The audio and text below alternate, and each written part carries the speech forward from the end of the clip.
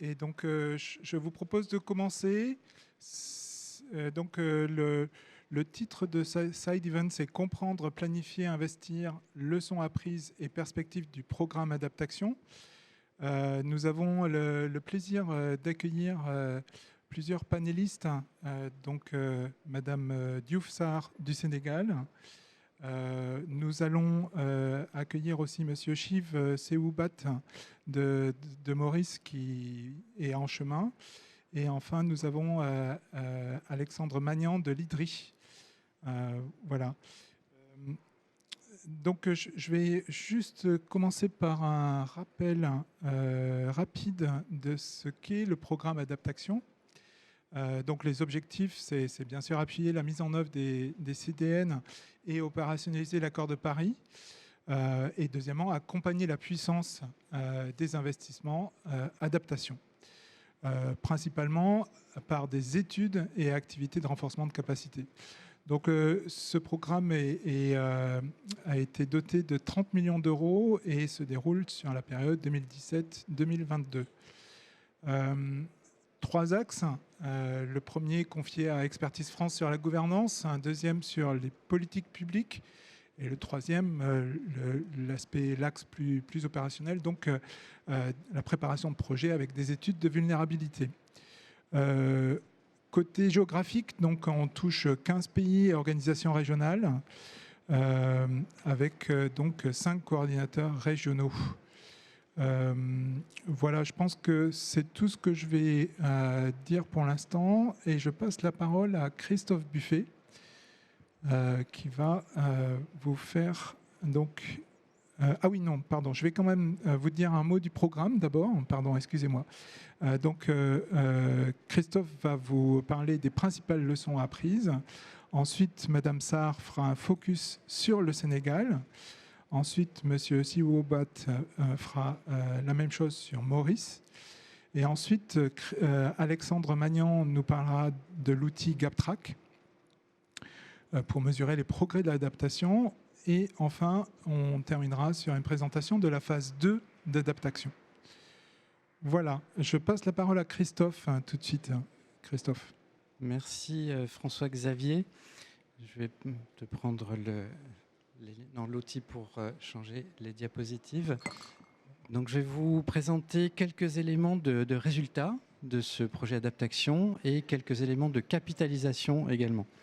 Donc, en termes de résultats, nous avons conduit 75 appuis dans les 15 pays et organisations régionales partenaires, ce qui a mobilisé plus de 500 experts de bureaux d'études, dont 40% d'experts nationaux, ce qui est à la fois un bon résultat mais qui peut être amélioré, et 30% de femmes, ce qui est également un résultat honorable mais qui pourrait être tout à fait amélioré en phase 2, avec une différence également notable entre l'expertise internationale, puisque parmi les experts internationaux, il y avait 37% de femmes et il y en avait autour de 20% en expertise nationale, ce qui montre qu'il y a un enjeu aussi de construction de l'expertise pour des femmes sur le climat, l'adaptation et les géographies concernées. Les 40% de nationaux sont un résultat intéressant aussi, avec 2 éléments potentiels.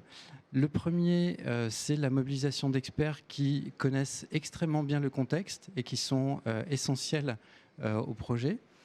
Et également une deuxième configuration qui correspond également à du renforcement de capacité avec des binômes internationaux et nationaux. C'était le cas par exemple au Congo à la demande de Madame la Ministre.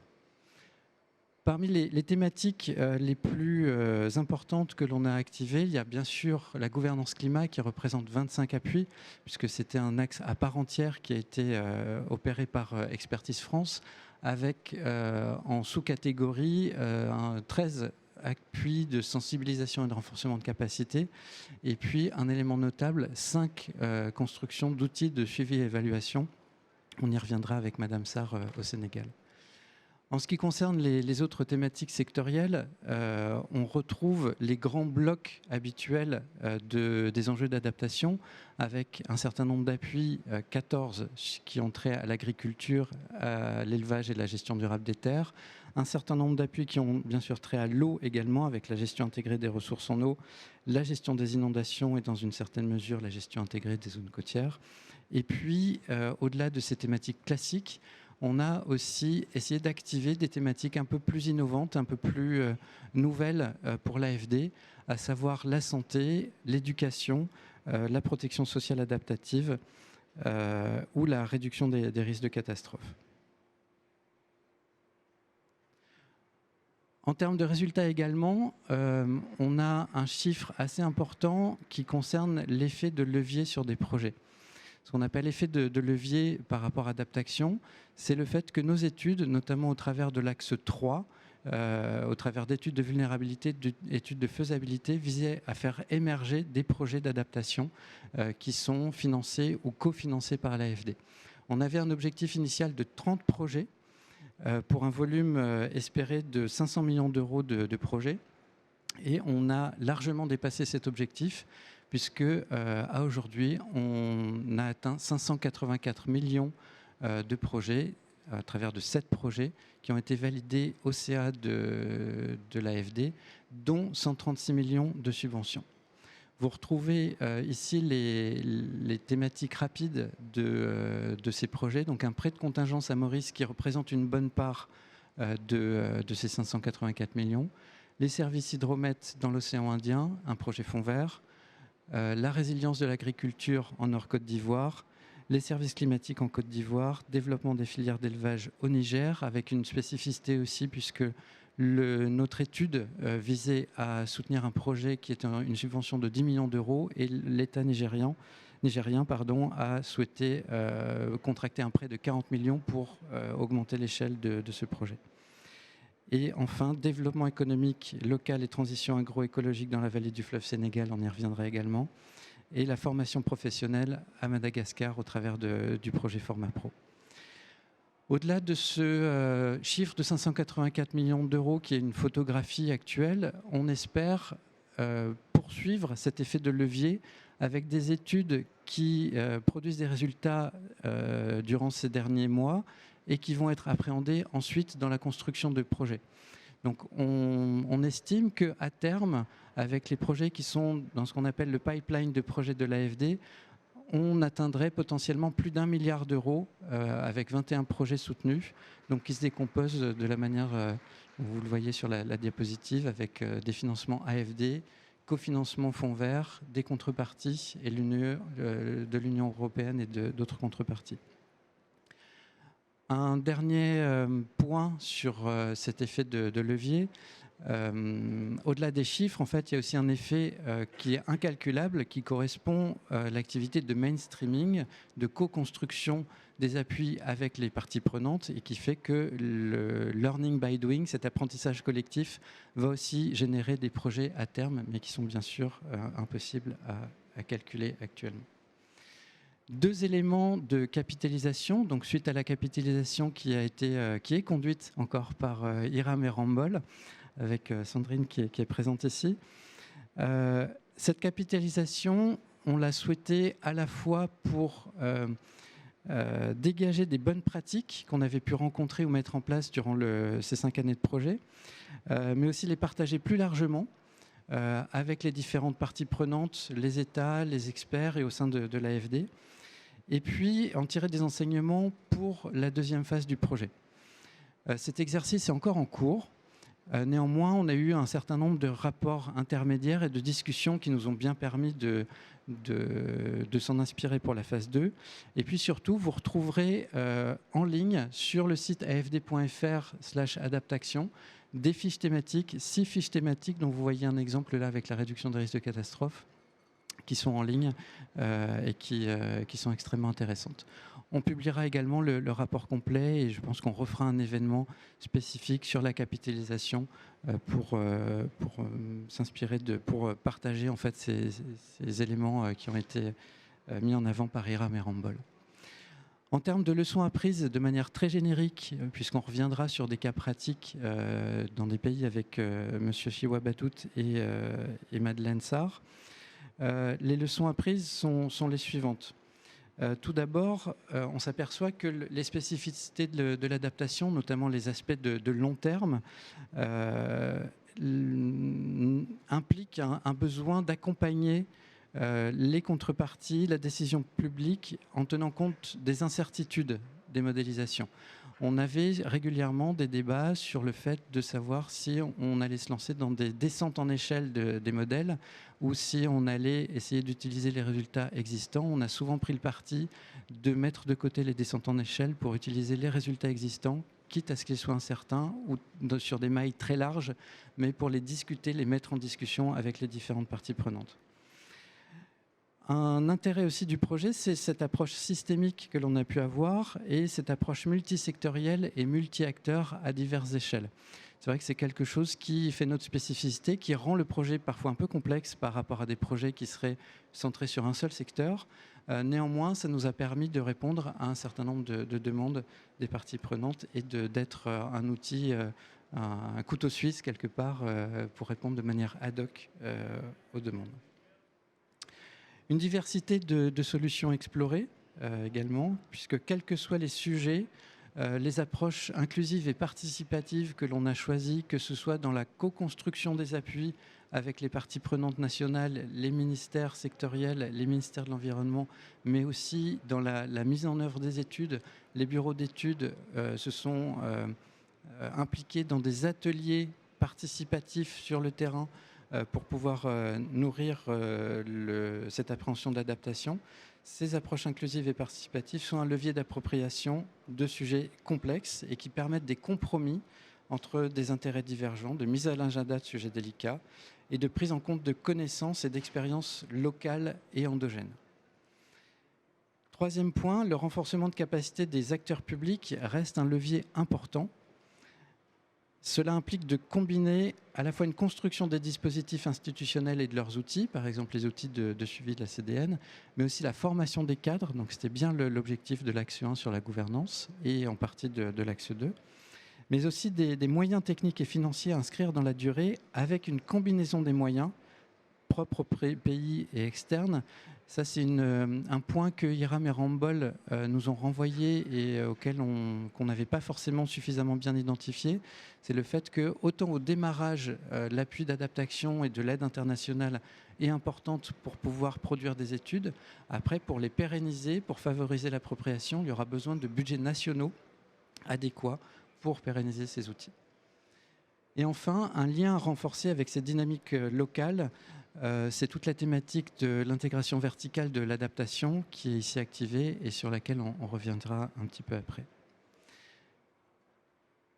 Nous n'avons pas retrouvé Monsieur Shiv Siwabadout, qui doit être encore en route. Je vais peut-être me permettre de laisser la parole directement à Madame Sarr, qui va nous présenter un exemple sur ce qui a été mis en œuvre au Sénégal.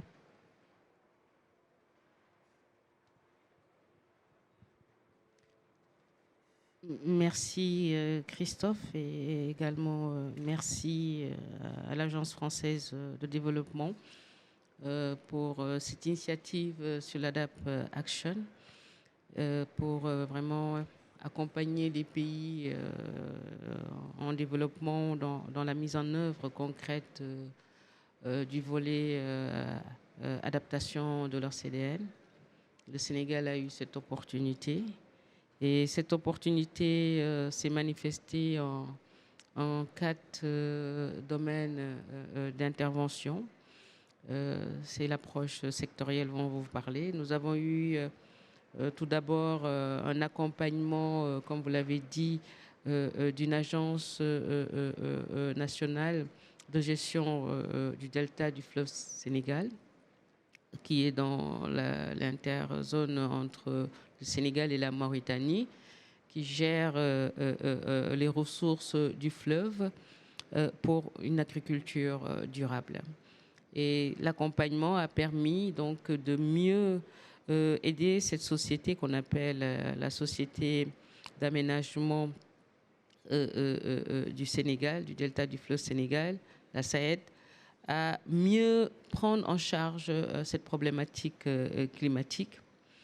Et la SAED a pour rôle d'aménager des terres au profit des populations, des territoires, des acteurs agricoles et également de les accompagner dans les bonnes pratiques agricoles. Donc ce projet a permis donc, vraiment de voir comment innover dans la production agricole, comment mieux prendre en charge les risques liés aux événements hydrométéorologiques extrêmes, également prendre en considération la problématique du changement climatique dans les aménagements hydro-agricoles, la gestion de l'eau et des écosystèmes, et également accompagner, aller vers ce qu'on appelle une politique de diversification économique et d'accès équitable des ressources au niveau de cette vallée. Donc cette vallée est une vallée très riche sur le plan agricole. Je peux dire qu'actuellement, toute la production de riz local se fait en tout cas en plus de 50% dans cette zone. Nous avons le secteur privé en collaboration avec les opérateurs nationaux, les acteurs territoriaux. Et l'objectif, c'est vraiment dans cet accompagnement, non seulement de permettre à la SAED d'intégrer cette dimension changement climatique dans ses pratiques et ses politiques, mais également d'amener les acteurs à intégrer dans leurs activités la dimension climatique. Et cela s'est fait à travers des études de vulnérabilité qui ont été menées, comme il l'a dit, avec des experts nationaux et des experts venant des cabinets d'études. Et l'objectif, c'est vraiment aller vers une transition économique d'ici l'horizon 2050 de l'approche agricole autour de cette vallée et veiller à sa résilience. Je crois que ça, c'est important. Et nous allons donc, nous avons un plan d'action où des projets, programmes vont être exécutés par rapport à cette activité, cette initiative.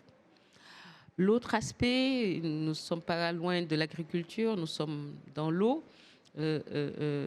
C'est vraiment la gestion intégrée des ressources en eau avec des solutions basées sur la nature.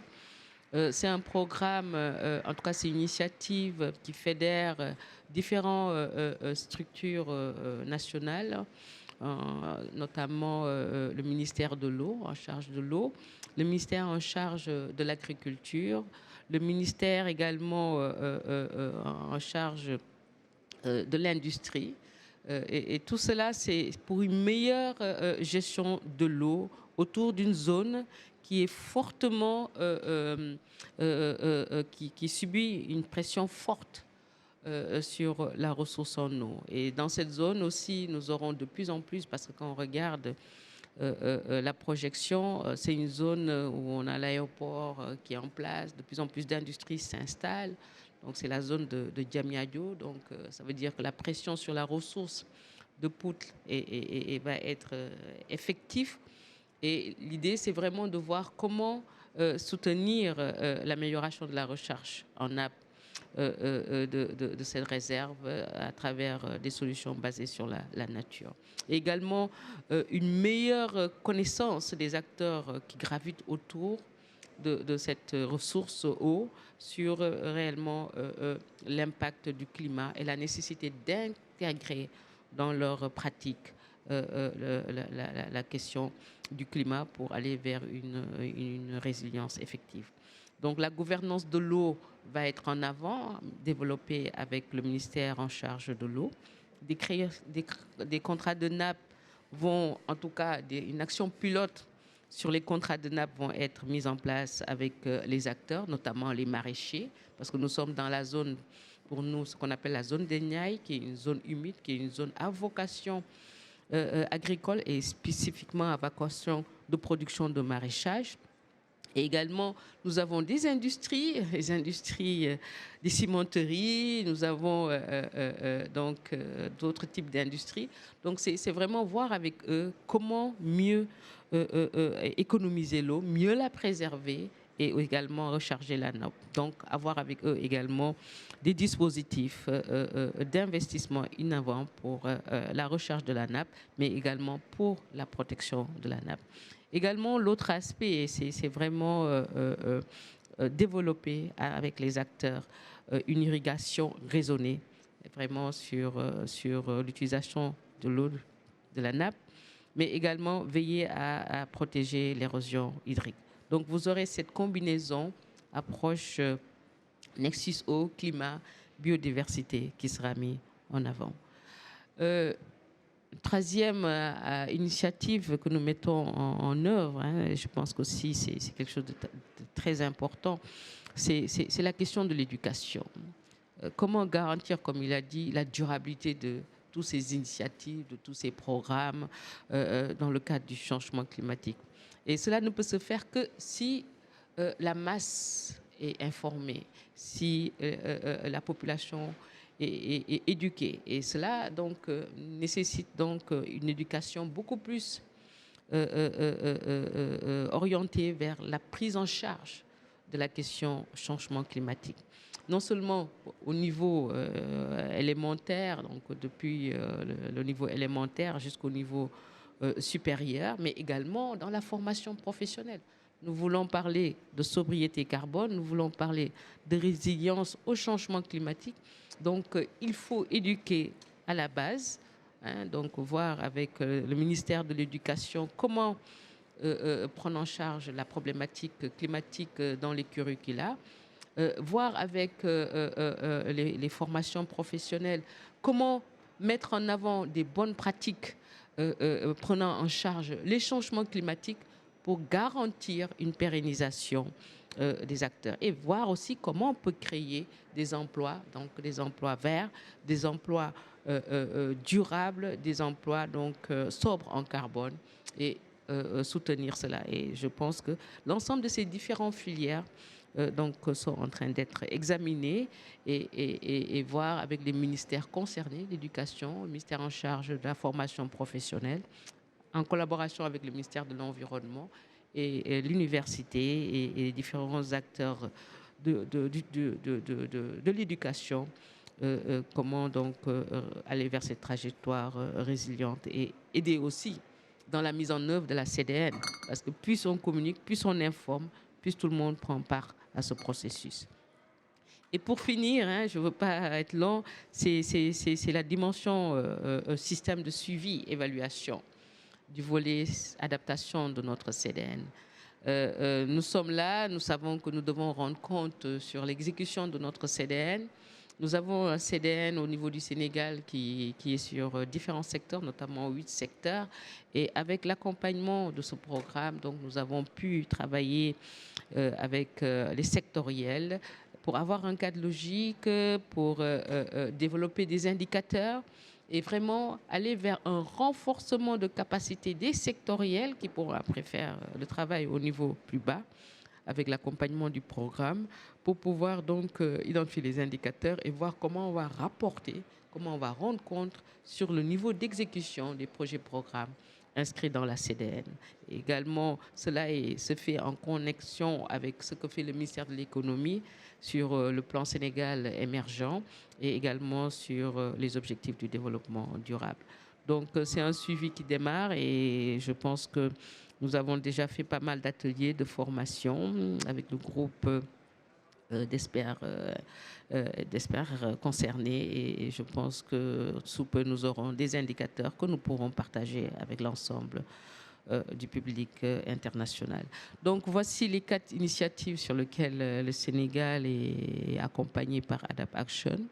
Et également, je tiens à dire, ce travail également se fait avec une collaboration avec les autres partenaires. Nous avons eu GIZ qui travaille là-dessus, nous avons la FAO, le PNUD, en tout cas, et comme je l'ai dit tout à l'heure, le ministère de l'économie avait, à travers son équipe qui est sur le plan Sénégal émergent, pour voir vraiment comment passer à cette mise en œuvre effective du CDN du Sénégal avec l'ensemble des acteurs pour assurer en tout cas ce processus. Merci. Merci. Merci. En attendant, M. Siwabatout, qui se rapproche, peut-être qu'on peut passer directement à la présentation d'Alexandre Magnan. Tu peux passer les slides? Non, j'en ai pas besoin. Je vais les regarder. Bonjour à tout le monde. Je vais garder mon masque si ça ne vous embête pas.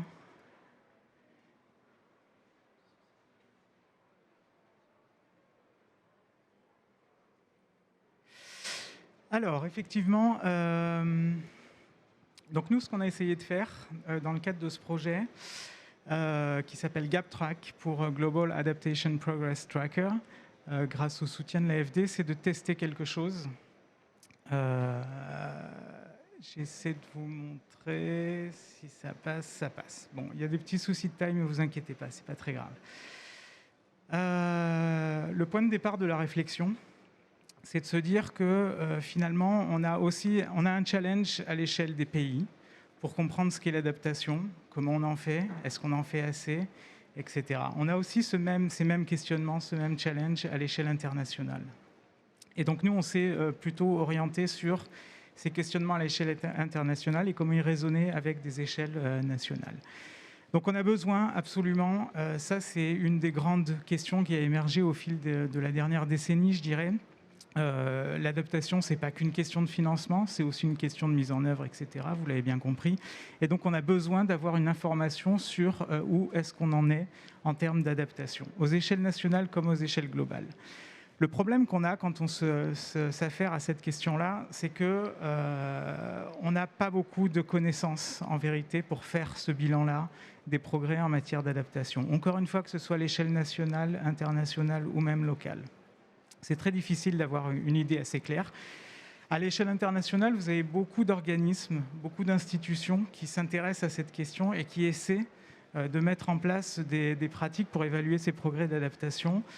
Bon, c'est tout ce que vous avez sur la droite. Il y a beaucoup de gens qui essaient de faire des choses à différents niveaux pour comprendre les risques, pour soutenir l'action internationale, pour évaluer ces progrès, etc. On pourra partager des slides propres avec vous, si vous voulez. Mais globalement, qu'est-ce qu'on retire de toute cette expérience-là ? D'abord, elle est très riche. La question est vraiment d'importance pour beaucoup de monde. Mais on a tous le même problème.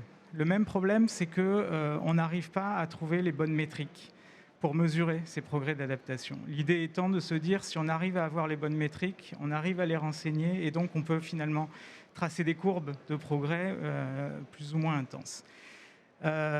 Et cette difficulté à trouver des métriques, elle est de deux ordres.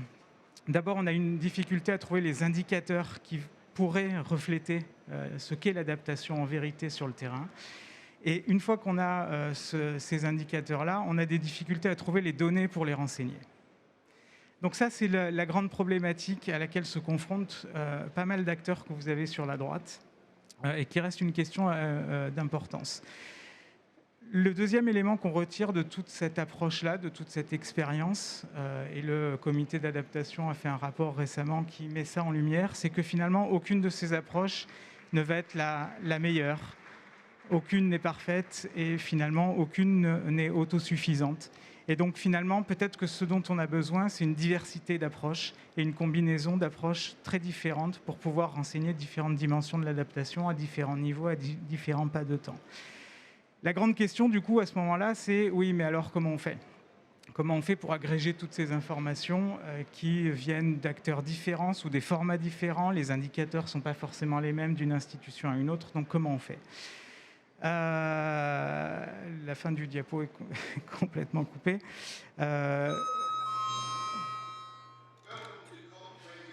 Donc, comment on fait ? Il y a deux grandes approches dans ce cas-là. C'est soit on essaie de trouver une manière de combiner tous ces indicateurs de manière quantifiée et d'avoir un espèce d'indicateur agrégé. Il y a des gens qui réfléchissent à ça. C'est très compliqué, encore une fois, du fait du manque de données, etc. Une autre approche, elle pourrait consister à regarder les choses de manière un petit peu différente. Et c'est ce qu'on a essayé de faire dans le GapTrack. Et je remercie vraiment très sincèrement l'AFD parce qu'on a eu une intuition, une idée sur ce comment faire autrement, et je vais vous l'expliquer. Et l'AFD nous a quand même soutenus pour essayer de mettre ça en œuvre, pour voir si ça faisait sens, cette idée. Et donc, on a conduit une étude pilote, je vais vous en parler, mais globalement, cette approche, elle se dit, on va se focaliser sur ce qu'on appelle des adaptation priorities. C'est une approche qui est très inspirée de ce qu'a fait le Haut Conseil pour le climat en Angleterre. On va se focaliser sur des priorités d'adaptation qui sont liées à des questions de risque climatique, par exemple sur les côtes, par exemple sur les villes, par exemple sur les forêts, dans l'agriculture, etc. Et on ne va pas essayer de chercher des indicateurs pour renseigner ces différentes dimensions. Ça ne marche pas. On ne va pas essayer d'avoir une approche par indicateur, parce que plein d'autres essaient de le faire, et c'est très bien. On va peut-être se concentrer sur une autre manière de faire, déjà en se posant quelques grandes questions clés. Non, je ne voulais pas faire ça encore, c'était le pointeur, mais ce n'est pas grave. On va déjà essayer de caractériser l'adaptation à travers 6 grandes questions clés. Enfin, une série de questions clés, il se trouve qu'on en a trouvé 6. Et on va essayer de renseigner ces questions, non pas à base d'indicateurs, mais à base d'un jugement d'expert qui va travailler à partir d'un système de scoring.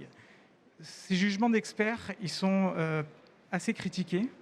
Ils ont aussi leur valeur ajoutée. Moi, j'en ai beaucoup développé dans le cadre des rapports du GIEC, et ils ont leur utilité. Ils ont leur utilité parce qu'en fait, ils permettent de rassembler différentes sources d'informations qui sont de nature différente, qui sont d'échelles différentes et qui parlent de pas de temps différents. Et c'est peut-être un élément intéressant qu'on peut essayer de faire et qu'on n'arrive justement pas à faire avec des indicateurs classiques. Alors, ces 6 grandes questions, on a produit un rapport. Donc, je pourrais vous transmettre le lien vers ce rapport. Il y a beaucoup plus de détails, c'est beaucoup plus explicite que ça. Mais en gros, on a 6 grandes questions. Est-ce qu'on a une connaissance, c'est marrant sur l'écran, ça, bon, bref. Est-ce qu'on a une connaissance sur les risques actuels et futurs ? Est-ce qu'on a, qu'est-ce qu'on sait des plans d'adaptation, des plans d'adaptation qui sont mis en place et est-ce qu'ils sont mis en œuvre ? Est-ce qu'on a une connaissance sur les actions, cette fois-ci mises en œuvre sur le terrain, et est-ce qu'elles répondent à des questions spécifiques d'adaptation, et donc est-ce qu'elles répondent à des questions de risque climatique et d'exposition et de vulnérabilité des systèmes naturels et humains ? Qu'est-ce qu'on sait des capacités institutionnelles, techniques, en termes d'expertise et financière ? Est-ce qu'on a des preuves que tout ça, ça réduit vraiment le risque ou pas ? On peut avoir des très belles actions, des très beaux plans, mais sans avoir d'évidence, de preuves sur le fait qu'effectivement on réduit le risque. Je vous rappelle que l'adaptation, ça sert d'abord à réduire le risque climatique. Donc est-ce qu'on a des preuves de ça ? Et est-ce qu'on a une vision un peu prospective ? Souvent, on a des actions qui touchent à certaines... Enfin, on a des plans ou sur le terrain, des choses qui touchent à certaines actions. Mais est-ce qu'on a une réflexion sur le séquençage de ces actions à travers le temps ? Parce que la science, aujourd'hui, met ça beaucoup en avant, cette question des trajectoires d'adaptation. Et finalement, il n'y a pas de solution idéale tout de suite. Par contre, il y a une combinaison de solutions qui, à un moment donné, comme dans une carte de métro, vont vous amener à destination. Donc, ces 6 grandes questions. Et pour chacune de ces questions, on a réuni des groupes d'experts. Je vais vous montrer juste après. Qui, en fait, ne vont pas essayer de mesurer avec des chiffres très précis ces niveaux d'action en place ou de capacité ou de preuves sur la réduction des risques. On va passer par un système de scoring, une échelle de 0 à 4 ou de 0 à 100, comme vous voulez, peu importe. Sur où est-ce qu'on place le curseur ? Où est-ce que le groupe d'experts place le curseur sur les différentes thématiques ? Et encore une fois, avec cette approche par système de scoring, on évite certains biais liés aux indicateurs et à la disponibilité en données. Et aussi, on peut vraiment arriver à agréger dans un même schéma de pensée, dans une même expertise, par un groupe, encore une fois, des données qualitatives, des données quantitatives et des données de nature très différentes. Si on a de la donnée quantifiée, très bien. Si on a de la publication scientifique, très bien. On a aussi des documents qui émanent des autorités publiques. Mais on a aussi des populations locales qui ont une certaine connaissance des risques climatiques et, par exemple, est-ce qu'on est dans de la réduction du risque ou pas. Et on a aussi les experts qu'on peut choisir et qui ont eux-mêmes une expérience de la thématique et du terrain.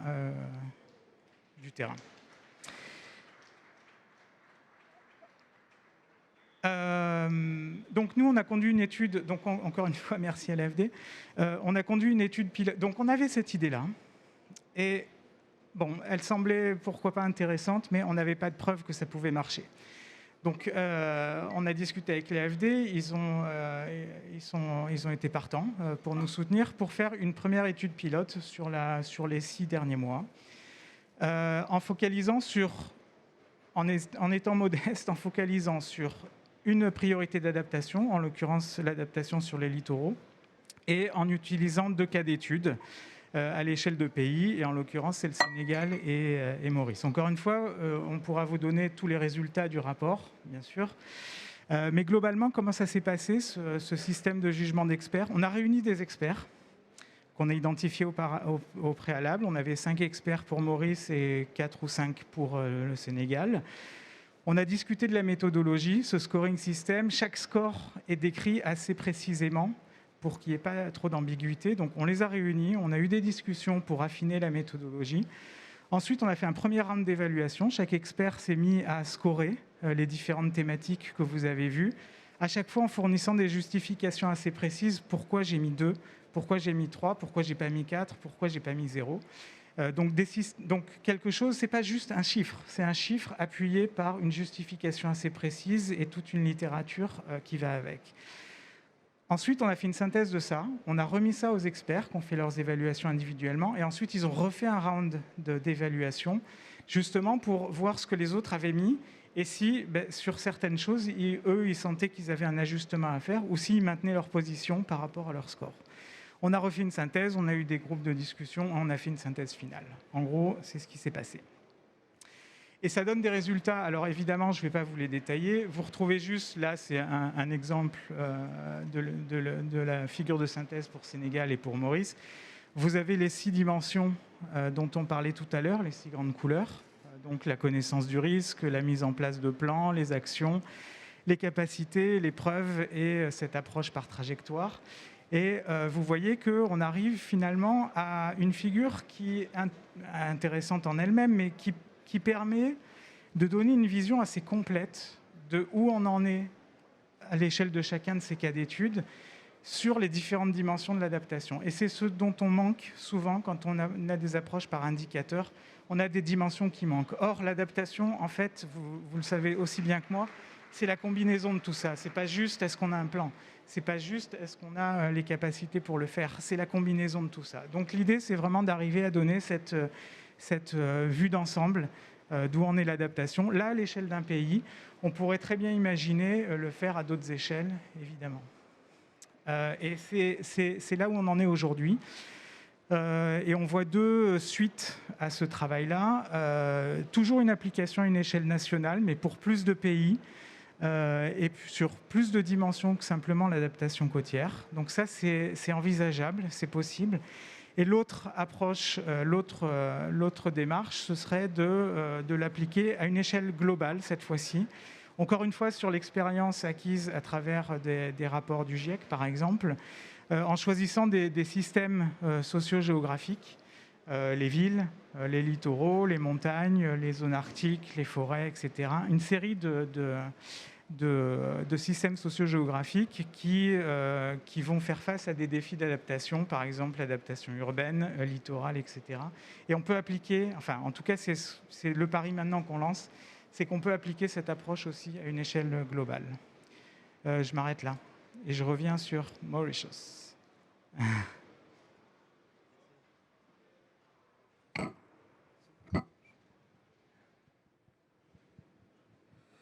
Bonjour tout le monde, désolé pour le retard. Sincèrement, désolé. Bon, pour Maurice, merci pour l'invitation, tout d'abord.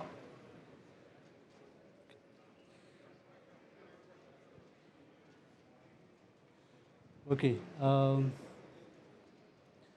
L'idée, c'était un peu partager un peu les leçons qu'on a eues suite à l'appui qu'on a eu avec le projet d'adaptation. Bien sûr, un survol rapide. Maurice, quand même, est un petit État insulaire. Nos derniers chiffres montrent que la hausse de température a déjà atteint 1,39 degrés centigrades. 8 ans de cela, on avait fait une projection. La projection était 1 à 2 degrés Celsius. D'ici 2060, déjà, on a atteint 1,39. La montée des eaux déjà à 5,6 mm à Maurice et 9 mm à Rodrigue, déjà plus que la moyenne globale. En termes de fréquence, on a observé très souvent, on a beaucoup plus d'inondations, plus sévères, beaucoup plus fréquents, beaucoup en termes de nombre de... à titre d'exemple, on a eu 400 mm de pluie dans une région, qui est équivalent à 3 mois de pluie pour la saison. Ce qui fait qu'on a beaucoup plus d'inondations qui arrivent. Et ensuite, c'est l'infrastructure, les écoles, les chemins, les ponts, tout ça sont très inondés. Alors, éventuellement, ça c'est juste pour brosser un tableau très rapide. Maurice, même si on a grimpé dans la liste de pays le moins exposés moins à risque, on est passé des 13e à 50e à peu près, mais on reste quand même dans une zone exposée géographiquement à tous ces aléas climatiques. Alors, dans le projet d'adaptation, quand même, Maurice, nous sommes les 13 pays et des organisations qui ont bénéficié de l'assistance technique et financière pour la mise en œuvre de nos CDN, anciennement connus comme nos INDC. Et les 3 axes d'adaptation étaient renforcement des capacités pour une gouvernance climat efficiente, appui à la déclinaison de la CDN en politique publique sectorielle et plan d'action, précisément dans les domaines d'adaptation. Alors là, c'était l'enjeu sectoriel visé, c'était gestion des risques, urbanisme, zone côtière et tourisme, et éventuellement appui au développement du programme climat structurant pouvant être financé par AFD ou d'autres bailleurs. Alors, les appuis qu'on a eus éventuellement sont comme suit. Un appui à la révision de la hausse de nos CDN, je vais mentionner plus tard. On a eu quand même des études de vulnérabilité qu'on a fait pour 6 des sites prioritaires. Il y a beaucoup, il y a des centaines, alors on n'a pris que des 6. Sélectivement, beaucoup plus là où il y a des problèmes, la montée des eaux, inondations, ou là où il y a beaucoup de développements qui sont là. D'autres zones sont des zones où on n'a que des zones de résidence comme ci. Alors on a choisi ces zones-là, mais effectivement il y a 5 sur 6 de ces zones-là sont des zones côtières. Et éventuellement pour lui reste notre capitale qui est celle qui est beaucoup plus à risque éventuellement. Et second, bien sûr, on a eu une assistance technique qui a été étendue à notre Land Drainage Authority, c'est une nouvelle autorité qui a été créée suite à ces problèmes d'inondation, etc., pour la structuration et aussi l'opérationnalisation, et aussi dans l'élaboration de son premier Land Drainage Master Plan. Et enfin, on a eu aussi un appui au niveau du National Disaster Risk Reduction Management Center, là où on a eu une formulation d'une politique, stratégie, plan d'action pour la gestion de la réduction des risques catastrophes 2030, 2020 au 2030. Quand même, ce sont des documents très stratégiques pour nous qui nous aideront éventuellement à faire le mainstreaming de disaster risk reduction. En termes de résultats, quand même, Maurice, aujourd'hui, on a une nouveau CDN avec un nouveau target de 40%, ok, des diminutions de gaz à effet de serre comparé à 30% dans le CDN précédent. Bien sûr, il y a aussi la politique énergétique où on va augmenter notre besoin énergétique de sources vertes de 40 à 60%. On va supprimer l'utilisation des charbons avant 2030, augmentation de l'efficacité énergétique de 10%. Il y a aussi la promotion du transport et l'agriculture intelligente, éventuellement. Ça, ce sont les thèmes qu'on avait retenus pour l'atténuation. Mais en ce qu'il s'agit de l'adaptation, quand même, il y a tous ces secteurs qui sont concernés. L'agriculture, la biodiversité, l'infrastructure, bien sûr avec réduction des risques des catastrophes, entre autres, gestion des zones côtières, tourisme, pêche, économie bleue, santé, eau. Bien sûr, avec des secteurs qui sont transversaux comme genre, l'éducation, le social. Alors, on a presque couvert tous les secteurs qui sont sensibles au climat. En termes de besoins financiers, bien sûr, juste pour vous dire qu'on a évalué nos besoins qui montent à 6,5 milliards de dollars. Et contrairement aux précédentes CDN, l'État et les secteurs privés, ils vont mettre 35% de notre besoin. 35%, c'est quand même énorme, qui viendront de l'État, cet effort que l'État fait. Et déjà, pour cette année en cours, l'investissement tourne autour de 5% de notre PIB. Déjà, quelques années de cela, c'était à 2%, maintenant c'est à 5%. C'est quand même très énorme pour vous dire ce qui nous coûte pour apporter la résilience. En termes de leçons, quand même, ce qui est quand même très, très pertinent, on pense qu'il est important d'avoir une approche holistique et intégrée. Au lieu de travailler en silo, maintenant, il y a quand même le Climate Change Council qui est présidé par le Premier ministre. On a eu des recommandations. Maintenant, il y a cette approche intégrée qu'on va arriver avec. On ne va pas parler que de zone côtière, mais on va prendre zone côtière, biodiversité, eau, tourisme, voyez, etc. Alors, d'avoir une façon beaucoup plus holistique, éventuellement, pour adresser les problèmes, que ce soit inondation, sédimentation, de façon efficiente et durable. Et dans cette optique-là, quand même, les projets répondent à ces impératifs et sont axés autour de la réduction des risques, de ne pas accentuer les niveaux des risques, définir les risques résiduels et s'y préparer. En conséquence, privilégier l'approche Rich to Reef et Nature-Based Solution, et aussi l'intégration des éléments dans toute la politique d'aménagement territoire. C'est un long chemin à faire, mais quand même, on a commencé à parler. Les ministères ont commencé à parler. On était en train de, bien sûr, on parlait souvent, mais en termes d'action, en termes qu'est-ce qu'il faut faire pour apporter tous ces éléments intégrés dans nos plans.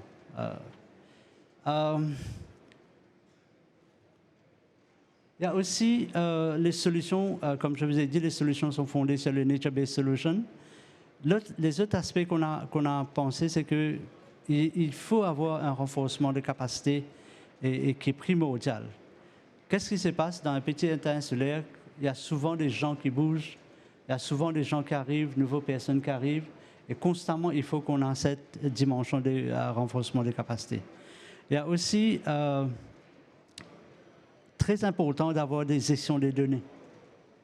Un partage des données, gestion des données, éventuellement, pour qu'on puisse avoir même l'orientation, le même type d'analyse pour tout le monde. On ne peut pas avoir deux types d'analyse éventuellement. Et on a aussi trouvé d'autres portes d'entrée comme écotourisme, intégrant le changement climatique éventuellement. Alors, à titre d'exemple, on a eu des cartes. Qu'est-ce qui va se passer avec la montée des eaux et si on a des hazards qui arrivent? On a aussi des cartes concernant la partie inondation qui viendra de la partie terrestre. Éventuellement, comme vous allez voir, il y a ces mêmes zones de Ficanflac qui est exposée à la fois à la montée des eaux et ces mêmes zones et aussi à flood prone, comme on dit. Alors, éventuellement, en finale, pour nous, les priorités identifiées pour la poursuite de nos efforts d'atténuation et d'adaptation, bien sûr, est la mise des mesures énoncées dans notre CDN, le déploiement du Land Drainage Master Plan. Maintenant qu'on a le Land Drainage Master Plan, il y a pas mal de mesures qui ont été préconisées, voire avec l'étude des études de bassin versant, entre autres. La mise en œuvre du plan d'action pour la réduction des risques de catastrophes. Vu qu'on a maintenant la stratégie, la stratégie, l'action plan, il y a pas mal d'actions qu'il faudra implémenter. Il y a le déploiement des stratégies de résilience pour les 6 sites prioritaires. Comme je vous ai dit, le capital pour lui reste des priorités pour nous, vu qu'il y a eu des morts d'hommes. Bien sûr, on est en train de voir comment on peut avoir l'expertise d'autres agences beaucoup plus spécialisées, comme le BRGM. Il y a aussi le problème des glissements de terrain qu'on fait face. Alors, pour cette raison, on pense qu'il faudra qu'on ait des échanges, établir des échanges. Bien sûr, on est aussi on a commencé avec la stratégie à long terme sur les facilités 2050.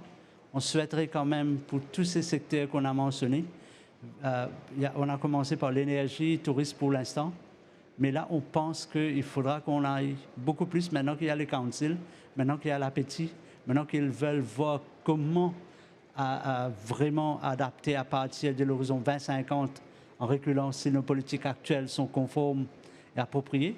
Et il y a toujours, et je sais, prochainement, on va signer la convention pour la première partie. Bien sûr, il y a le plan directeur qui arrive. On a fait un plan directeur, bien sûr, avec l'appui de tout le monde. Et éventuellement la mise en œuvre, en place d'un observatoire de l'environnement. Très brièvement, pour nous, l'appui AFD, adaptation, nous a permis quand même à faire bouger beaucoup de choses. Ça a été très catalytique, très upstream. Et pour nous, quand même, ça nous donne l'orientation qu'il fallait pour accélérer quand même nos résiliences. Et merci beaucoup à Adaptation, merci beaucoup à vous tous. Merci. Merci à vous, également aux 5 coordinateurs sur le terrain qui travaillent tous les jours avec vous et qui permettent de mettre en œuvre ces appuis à vos côtés. Pour terminer, il nous reste quelques minutes pour vous présenter la suite avec la phase 2 d'adaptation que l'on souhaite faire démarrer en 2022, qui sera dotée de 15 millions d'euros. Voilà. Jusqu'à 2025, et qui va s'appuyer sur toute cette expérience conduite durant la phase 1. On souhaite cette fois-ci opérer au travers d'un triptyque, comprendre, planifier, investir, avec 2 composantes transversales sur le genre et l'inclusion sociale. Si vous voulez en savoir plus sur cette dimension que je ne vais pas avoir le temps de détailler, vous pouvez revenir ici exactement à la même heure. Téliska, qui est la responsable adjointe du projet, interviendra sur ce sujet spécifiquement du genre dans l'adaptation demain sur le pavillon IDFC. Et une deuxième composante transversale sur la gestion des savoirs et le management, la gestion des savoirs et la valorisation. Vous retrouvez l'axe 3, investir pour des investissements innovants et transformationnels, qui reste le cœur du projet pour faire émerger des projets de développement résilients.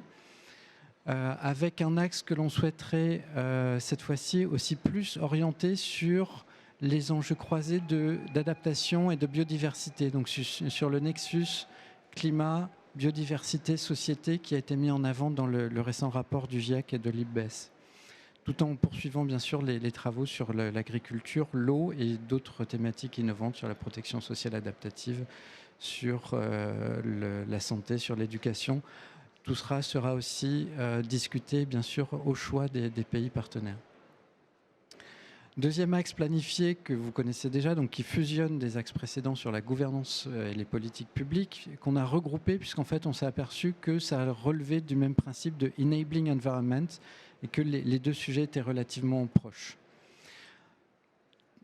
Une première nouveauté est l'axe 1 sur la recherche, donc cet axe comprendre pour de la recherche et des savoirs opérationnels, avec plusieurs sous-thématiques. La première va concerner les acteurs et leur territoire, pour mieux comprendre au travers de travaux de recherche les dynamiques des acteurs, les freins, les opportunités, mais aussi mieux comprendre les enjeux en termes verticaux sur l'intégration verticale de l'adaptation, pour que le national et le local soient bien en lien et qu'inversement les enjeux locaux soient bien reflétés dans les politiques nationales, mais aussi de manière transversale, de manière horizontale sur les vulnérabilités transfrontalières, qui reste un sujet de recherche qu'on a du mal à appréhender, qu'on a du mal à traduire en projet.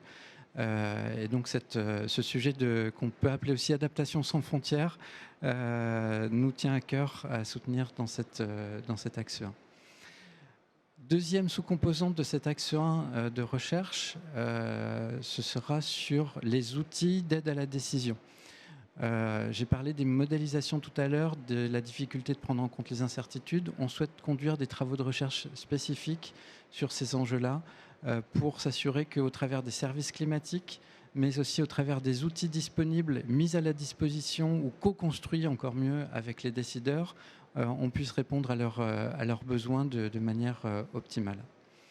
Et une troisième composante de cet axe recherche aura trait à la mesure des progrès de l'adaptation, donc dans la foulée de l'outil GapTrack, pour s'assurer qu'on réduit effectivement les vulnérabilités et disposer d'indicateurs de résultats plus spécifiques.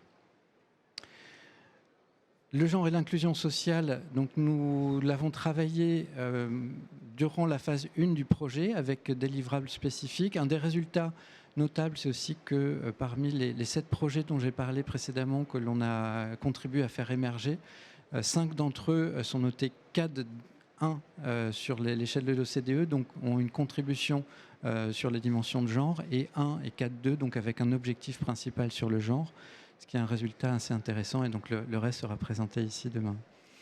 Knowledge management et valorisation était une composante que l'on souhaitait activer aussi, puisqu'on s'est aperçu qu'on avait énormément d'études. J'ai parlé de 75 appuis. Si on a 3-4 livrables par appui, vous vous rendez compte que ça fait déjà un volume assez considérable. Et même en s'efforçant de les faire circuler, de les valoriser, il nous faudra une ressource à part entière pour mieux les intégrer, les faire circuler aussi entre les pays. Malheureusement, du fait du Covid, on a été limité dans nos ambitions d'ateliers pair à pair sud-sud. Mais c'est donc une composante qu'on activera dans la phase 2 et aussi une dimension sud-nord, puisqu'à ma connaissance, l'étude dont vous avez parlé, Madame Sarr, sur l'éducation et la place de l'adaptation dans le système éducatif, par exemple, n'existe pas en France. Donc on a probablement des choses qu'on conduit avec vous qui seraient à valoriser en France ou en Europe et à partager. Et donc cette phase 2 commencera l'année prochaine, en début d'année prochaine, avec 12 pays d'Afrique, puisqu'on va se recentrer plus spécifiquement sur le territoire africain. Voilà, c'est quelques mots dans le temps qui nous était imparti. Je vais redonner la parole à François-Xavier pour les conclusions. Oui, en termes de conclusion, loin de moi l'ambition de résumer ce qui a été dit, c'était très riche. Moi, ce que je retiens, c'est que Madame Sarr a donné là à ce side event en parlant de mise en œuvre effective des NDC et des plans nationaux d'adaptation. Elle nous a parlé notamment de solutions concrètes, innovantes sur la gouvernance de l'eau avec des contrats de nappe. Elle nous a parlé de transition économique dans le secteur agricole dans la vallée du fleuve Sénégal. Elle nous a parlé d'éducation aussi. Et enfin aussi un dernier sujet qu'elle a abordé, à savoir comment rapporter sur l'exécution des CDN. Gros sujet. Donc voilà. Et ce qui est intéressant, c'est que le représentant mauricien a embrayé à peu près sur le même ton. Lui, en nous parlant chiffres, en disant voilà, il faut une pérennité financière dans l'action. Et l'État lui-même a prévu de faire sa part, 35%, 5% du PIB.